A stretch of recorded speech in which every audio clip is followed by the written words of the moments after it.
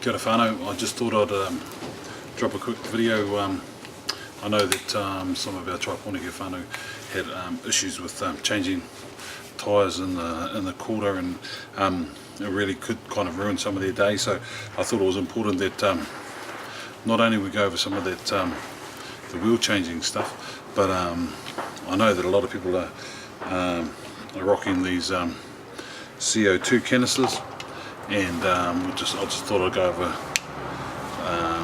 the different types that there are, and some of the things that you want to practice before you have to use them. Some quick things to remember, because there's always a few things that we don't practice as often as we could, and when it comes to the day, the last thing you want to do, especially when you're using these bad boys, is forget one of the steps, because these will inflate your tyres probably 2-3 seconds, take you right up to 120 psi, and what it will do is, if there's any pinches and what have you in your tyre, if they're sitting underneath between the rim and the tyre and it's pinched there, and you blow it up with one of these, it'll burst straight away, and all your hard work of pulling it off will be for nothing. So we'll just go through a quick one of these, and then I'll give you a quick checklist of things to check when you're doing your tyre changes. So I've got a couple of these just to show you tonight. The first one is I call it a one shot. This is really small and light, and it's really cool if you've got stuff like tri bikes and stuff, or you can fit them to the back of your bike. These bad boys sit on the back of under your seat, and these obviously hold drinks, and the one shot will sit on here, just like that. Can you see it? Hopefully you can. So it's this is a canister. You have another canister sticking out here. These drink bottle holders, fits under your seat, sticks out the back. You look like Craig Alexander rocking it at that corner. So right, you have two types of canisters. For the 16 grams, you've got this one that's called a non-threaded. Non-threaded because it doesn't have a thread, and here's the second one, which is threaded. And the one shot typically takes a threaded. So basically, you screw that bad boy straight on to the one shot. And I'm calling it a one shot because you just get one go at it, mate. So basically, you screw that up on the top of these canisters there. You'll see this little bit here. This is the bit that gets pierced, and with the handle, and it just shoots out the top there real quick. And the CO2 comes out really fast and really cold. So take my threaded, I thread it on partially, and take my threaded and I thread it partially onto the one shot, and I've got my tyre and I've checked it. And here's a really important thing when you're using these CO2s, so you don't waste them. So you must screw that and open up the valve. If you don't do that, when you put this bad boy on, it'll just get wasted. So you open the valve by screwing that down, or open it up. You put this bad boy on until it clicks, and then you screw this until it goes in, and it'll release the air, and it'll come out real quick whanau. It'll do probably about 2-3 seconds. It'll blow up your tyre to 120 psi, and what that means is 120 psi. So once you've done it, it'll come out one, count to about 3, 1, 2, 3, and you'll hear it stop, and you want to take it off, right? it gets cold, and sometimes it can freeze on there, but you want to get it off pretty quickly because the air will start coming back out. I'll keep saying this throughout the video, but don't ever try and put this, once you've released all the air and these, don't ever try and put this back onto there, because with 120 psi it'll come out really quickly if you miss it and get it wrong, and you'll be out on the road with, unless you've got a spare canister, you'll have a flat tyre. Just wait for Tony to come pick you up from cranked. That's the one shot. The second one I'll show you is this one's has a trigger and has an on and off lock. So basically you turn it over, and right here this is the lock. When it's down it's locked, which means the trigger doesn't work. When it's up, the trigger works. So the trigger makes the air come out. This one has two types of valves it can take. The bottom one is road bike, the top one's mountain bike. For this to work, it takes this particular version takes threaded or non-threaded, and to use it, you put your bottle CO2 canister into the base, put it on and screw it up, and you'll feel it when it engages, and you'd have to give it one more last twist just to get it the top of it to pierce the canister. Once that happens, and when you're doing that, I'd put it on lock so you don't accidentally have the trigger on when it all flies out the bottom. So you put it on lock, tighten it up, pierce that. Then once you've pierced it, and the good thing about this compared to the one shot is you don't have to have it on there, so you can pierce it,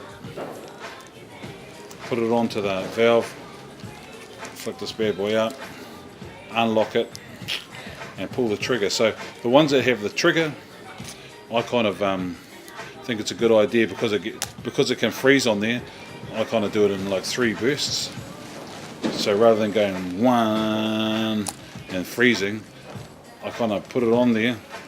I don't ever take it off. I go 1, 2, 3, and then maybe another one just to make sure all the things out, and then I take it off and I tighten up this bad boy.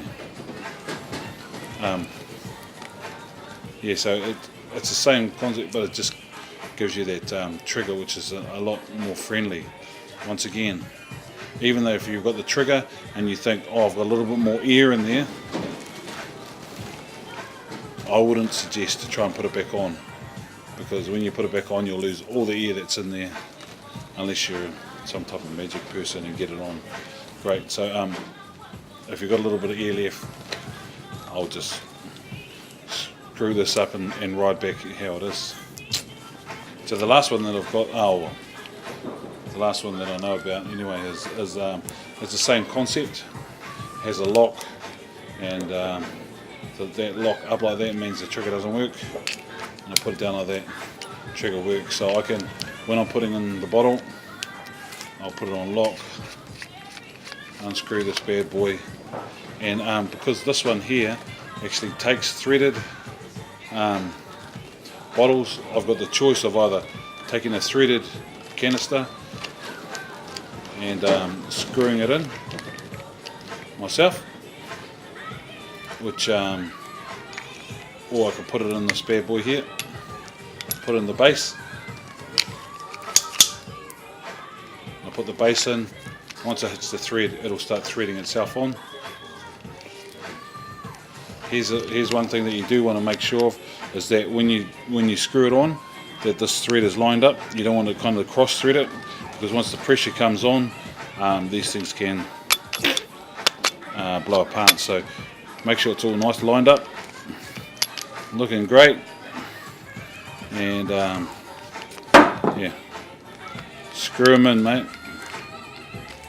Once it's screwed in, again, take the lock off, put this on, make sure that this, put it on the valve and give it 3 blasts. 1, 2, 3 and take it straight off.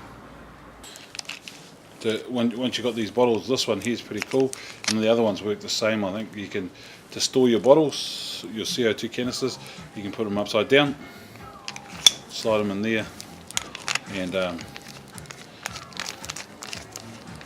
do them up, mate.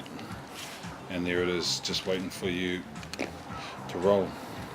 So I've seen these CO2 canisters on sale in town. I think the good one place I saw it was in Giants, and they had it $5 a canister, or you could get 10 for $35, which is $3.50 for a canister is pretty good. So if you could just keep an eye out for that, that'll be choice. And remember, if you can't, if you don't want 10, I'm sure someone else on the whānau wants 5, so just grab the whole 10 and flick them on. So this is a kind of a pump and a CO2 canister made by Zap. I never really worked out how to use it correctly. It takes 12 gram bottles, which is a little bit smaller than the other ones that I've been shown, which is 16. So to use it, I think the air in it, I've only ever got it enough to just blow up the tube, just big enough so I can put it into the tyre when I'm changing the tyre. So it's not very clear, but basically just screw off the bottom, similar to the other ones. Throw your CO2 canister in there, which is a 12 gram, 16 might kick it in these, and this is an unthreaded, so you actually need a 16, and then when you tighten her up, it pierces it. This has a valve and a head that turns it, switches it from pump to CO2 inflator, but I can't work it out, so it's toha. Right, whānau, we're going to take it for granted that you know how to change a tyre. So I just want to give you a few things that I think are really important, and a few tips about when you're changing the tyre. I kind of like to use the valve as a starting and end point. So when I'm taking the tyre off, I like to keep the valve towards me and take off, or close to me, and I like to start taking the tyre from the other side, and that's only because with the valve down here and the tube takes up a lot of room in the actual in the tyre. So if you start putting it on and taking it off here, it can damage that area. So what we want to do is stay away from that area. We'll get it in nice and safe, and when we're putting it on, we finish opposite it, and when we're taking it off, we start opposite it. Hopefully that makes sense. Before you put your tube in, obviously you want to check that all the tyre is clear of any debris or anything that could have made the puncture, glass, what have you. So you want to check inside and the outside, and on the inside of the tyre, and remove any debris or anything that's caused that puncture. If you're out training and you're racing and you get something puncturing the side of or the wall of your tyre, you really want to get that tyre changed ASAP.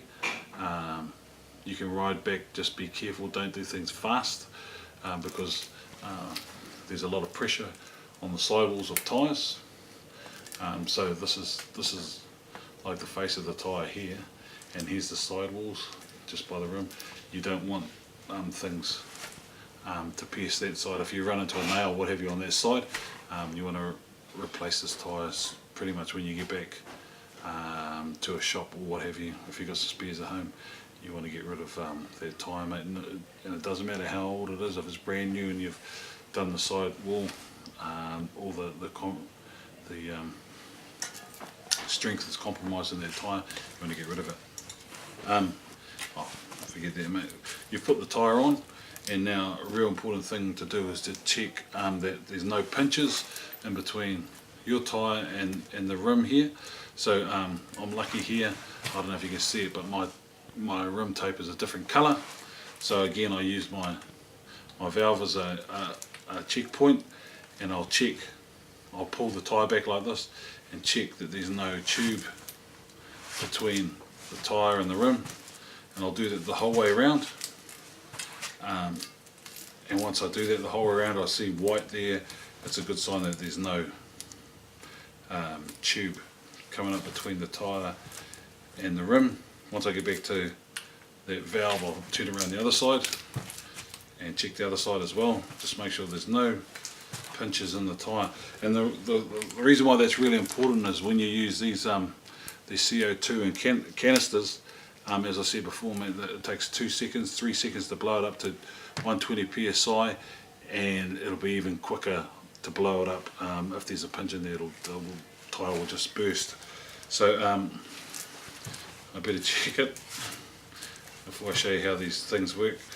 So it's really important that you practice with these things too, mate. You have to buy a couple of extras just to practice, because if you don't practice and you get out on the road and try it, the first time I tried it, I put it on and blew it up, and it was pretty good. And then I took it off and tried and put it on again, and when I put it back on, all the air came out, and I was searching for a spot to blow my tyre up. So here's the practice, and I'll show you how quickly it comes out. So this one here, as I said before, basically I get my CO2 canister, I'll put it in here. This is the non-threaded version, so I have to use this bit here, the bottom, to actually do the pierce, make the canister pierce. I put this on lock. Remember I said put this on lock so you don't accidentally pull the trigger on while you pierce that, otherwise all the thing will come out while you're doing it. So right at the end it gets a little bit tough, and that's when it's piercing. So that's all good to go now. I'll take lock off. As I said before, you have to undo the screw here. If you don't, it'll be the quickest way you've lost $5 for no reason at all, because it'll just blow it and it won't go into the tube. So here it is, I'm putting it on, and I'll pull the trigger 3 times, remember. Ready? Wait. 2. It's not even on. Here we go. 1, 2, 3, and it's out, and I'll take it off. It's at 120 psi now. You saw how quick that came up, and if I try and put that back on, the air's going to come out, so I won't do that, mate. But do practice that, mate. That was a good example that I didn't have it on properly.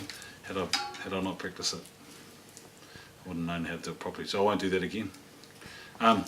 So what you do want to do, mate, is make sure if you're using these that all that gas is released before you try and unscrew it, otherwise she'll pop off like a bullet. So what you do is you make sure it's unlocked, and you just get the rest of it out. It's all out, and now I can unscrew it. Boof! No, I'm lying. There, this is super cold now. It comes out really cold, and it can freeze on there. Yeah, pretty cold, and well, you can see the hole in there. I don't know if you can see it or not. And these can be recycled at your bike shop, I think, which is pretty cool. But it's kaka to you now, and put it back in there upside down, and make sure that you replace it when you get home with a new one. That bad boy's all done up, ready to go. The thing with these things, because they get so cold so quick, they can freeze onto the valve, which isn't great, because when you go pull it off and it snaps the whole valve off, it's less than great. So that's why I did that 3 pumps, 1, 2, 3, until I hear it kind of finish and pull it off. And you kind of don't want to go more than that, you know, like you'll hear it release, and then just be happy, mate, that there's a little bit left in there, and this is hard as rock. You can get home sweet as. So I hope that helped.